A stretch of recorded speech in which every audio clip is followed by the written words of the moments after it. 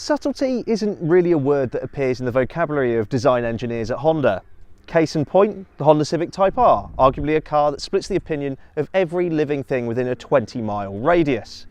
It's done alright for itself though, collecting a myriad of awards. This is the facelifted car.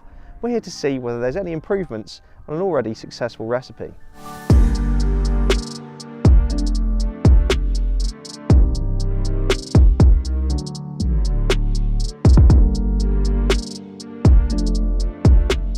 Now do not adjust your sets. I know this looks near identical to the pre-facelift car and you've got to be a bit of a geek to spot the difference. Okay, the very aggressive aero-inspired bodywork of this car remains, the huge rear wing, the downforce generating front splitter, air guiding side skirts, a notable diffuser garnished with triple tailpipes. The max power effect of this car is very much present and correct, but let's take a closer look. Now there are some new little winglets and flicks that primarily are there to enhance styling, but some other changes are pure function.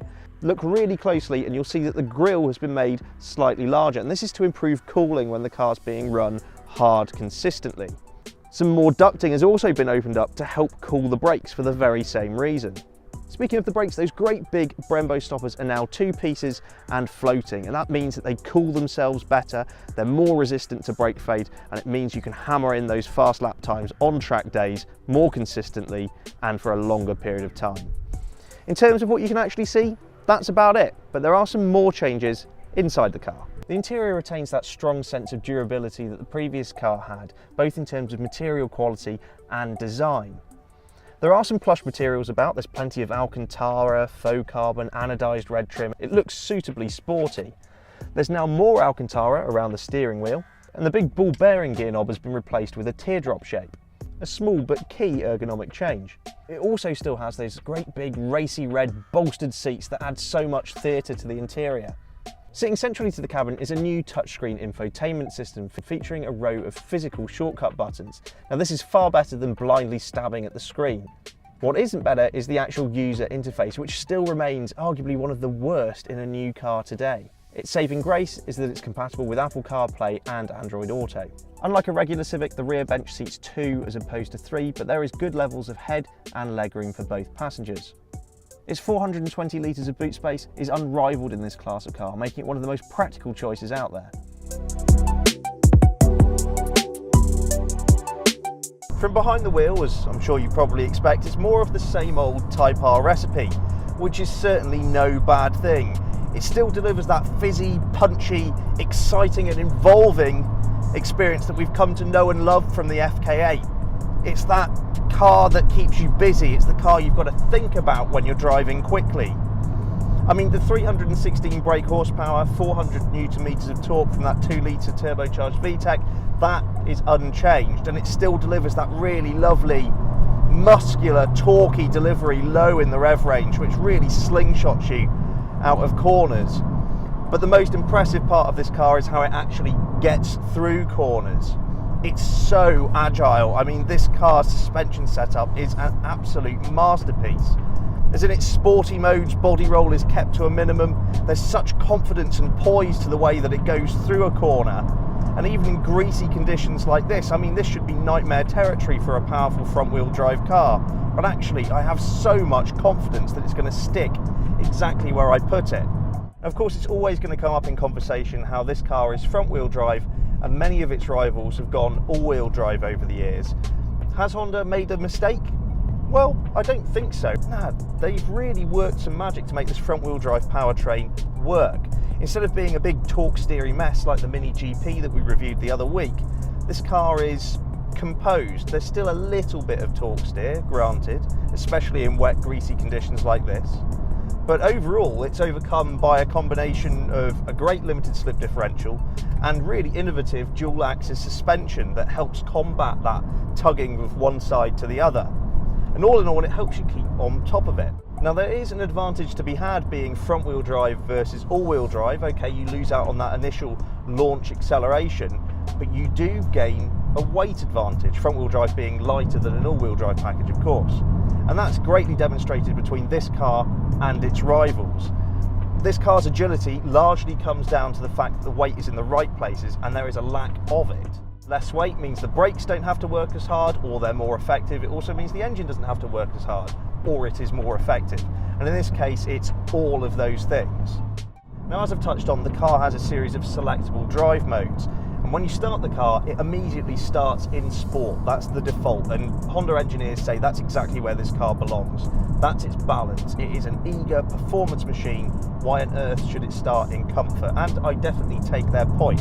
And sport is a really good balance. You know, if you're tackling some tough British B roads and you really want to go on the attack, sport has enough suppleness in the suspension, but enough body control, and of course the throttle response that comes with sport mode, to make it a really enjoyable experience. I mean, this car is just an utter joy. It's hard not to have a massive grin on your face whenever you're on roads like this today. You know, a 0 to 62 time of 5.7 seconds and a top speed of 169 miles per hour, it's not bad for a car that you can put a dog in the boot and take the kids to school in, is it? I absolutely adore this new manual counterweighted gearbox, because the previous one was fantastic, a really joyous thing to use.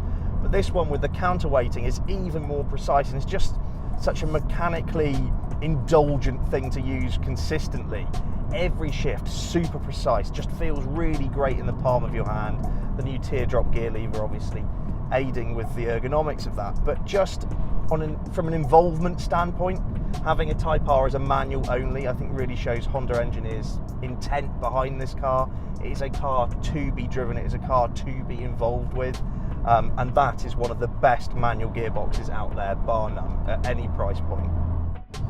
Flick the switch down and you'll enter comfort mode, and this is where for the facelift car some of the changes really start to come into their own. So the parameters of this setting have been changed as well.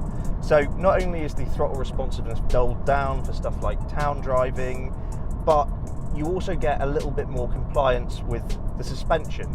The dampers are softer, but they're also more responsive to change as well. So that means once you're up to speed and you're going over high frequency bumps, there's less of that vibration, less of that translating into the cabin. It's noticeable when you drive the cars back to back. It's still, I suppose, firm in the grand scheme of things, but it's far from uncomfortable. And it's an improvement over the previous car. Continue to flip that switch upward and you'll enter plus R mode, and that is where the Type R really shows its hand, because it takes on a new dimension. It was a fast hot hatch before, but it's frankly ballistic in plus R, and that's because a whole series of changes have just taken place. The dampers now absolutely at their stiffest, throttle mapping, maximum attack, steering has really lovely precise weighting to it now, but more importantly, a new torque map has been implemented to the engine. And that means that the responsiveness and the way this engine behaves in such an unrelenting manner, it's the signature of this car.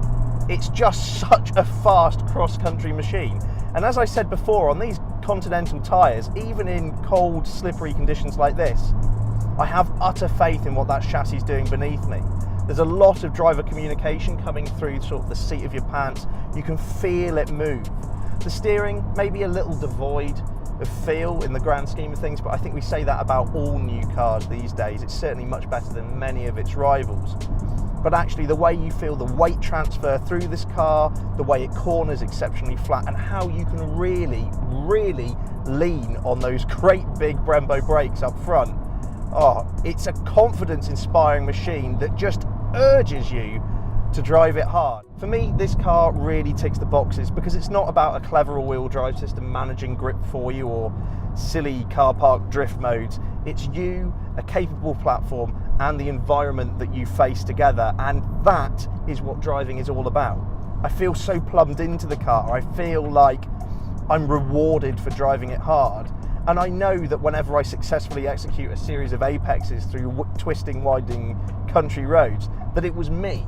It wasn't some computer game. There's no reset button here. You can still make mistakes, but my God, is it rewarding when you get it right. I think maybe putting my sensible hat back on, plus R mode is maybe a little bit too extreme for British roads on a day-to-day basis. It's very hard, it's very wound up, and obviously our road surfaces aren't great. Sport, I think, cracks that balance beautifully. But on a racetrack, I mean, that mode makes all the difference. I was hammering this thing just a couple of weeks ago around a really tight technical track, And not only was it fast and capable, but it was durable as well. I mean, in the hands of several other journalists as well as me, this car didn't stop all day from doing really hard, hot laps. And it just didn't relent at all. And I think that's something that also comes with buying this. Some people might mock that it's based on a Honda Civic, it's a fast Honda Civic, but really, is that such a bad thing? I'm not going to be at the side of the road with this broken down anytime soon, and I know from testing the previous generation car just how much punishment this thing can take. This car with its additional cooling is only going to serve itself even better. As you can probably tell by the enormous amount of road grime this car is now wearing, it is huge amounts of fun and still remains arguably the best C-segment hot hatchback out there. Rule off, full stop. There's a reason this thing is a multi-award winner. And whilst pre-facelift cars versus this, the steps are incremental, pennies add up to pounds, and ultimately this is a better car for it.